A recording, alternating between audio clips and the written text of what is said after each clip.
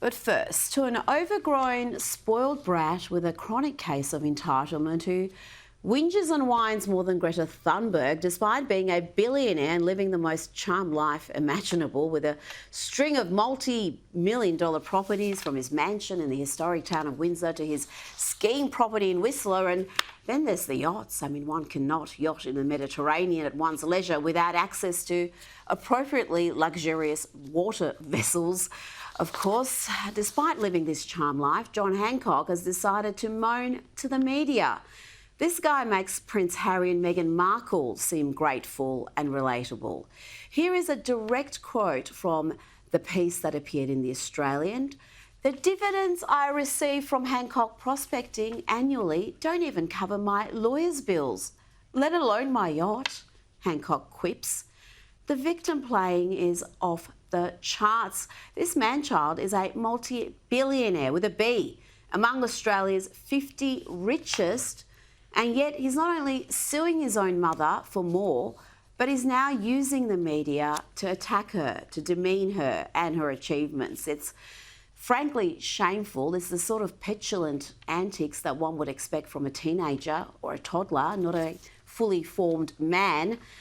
As a mother, I struggle to understand how any son could drag his own mother into court for a decade-long battle and, to top it off, whine to the national broadsheet claiming Australia's most successful business person isn't really that good at business. Let me read from the piece. Hancock is largely dismissive of his mother's track record, describing a string of investments as toilet flushes, charming. And this is a direct quote: "I think it's very interesting that projects my grandfather discovered or applied for, such as Roy Hill, have gone very well. The jury is out on some of my mother's recent acquisitions." Oh, really? That's how he wants to characterise the achievements of the woman who took a struggling business beset by all sorts of serious financial issues and transformed it into a Goliath that employs thousands of Australians, exports record amounts of iron ore, and is one of the country's biggest corporate taxpayers, contributing billions annually in federal and state taxes. Let me read now from a Sunday Times editorial. When Gina Rinehart took over Hancock Prospecting after the death of her father Lang Hancock in 1992, she inherited a company on the brink. Far from the powerhouse it is today, Hancock Prospecting had significant debts and many of its assets were under mortgage. That is the reality, and one would hope a man who has benefited from Gina Rinehart's enormous success would be a little more appreciative. You think his mother's achievements would be a source of pride.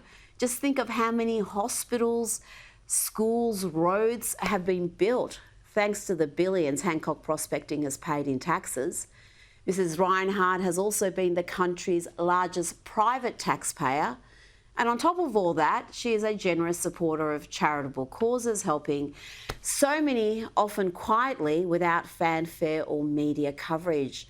That generosity benefits a number of medical, educational, community and sporting organisations, including, of course, Australian Olympians. And it must be noted that that generosity is not confined to Australia. Last year, Gina Rinehart was honoured by the King of Cambodia with the country's highest award for non-citizens for the work her foundation does in rescuing impoverished girls from a horrendous fate, giving them safety, giving them housing and education, and the means to break the cycle of extreme poverty. None of that was in this piece, in the lengthy whinge fest where John Hancock jokes about stock market plays. This next passage was again so relatable. He notes with a laugh that one recent play to short Commonwealth Bank stocks has yet to bear fruit. The numbers are so small, I might be putting 10 grand here and there. It's more just to keep my mind active, I guess, a hobby of sorts, he says. Yes. So relatable during a cost of living crisis. Just 10 grand here or there, a hobby of sorts. Who cares if it bears fruit? I have seldom read a piece that was so lacking in introspection, humility, rationality, Whoever told him this supposed tell-all was a good idea was lying to him or just incompetent. I'm not a lawyer. I'm not going to pass any sort of judgment on the long-running legal case launched by John Hancock against Gina Rinehart, but I will say this: it would be a cold day in hell when I even consider suing my own mother. There are some things worth more than money.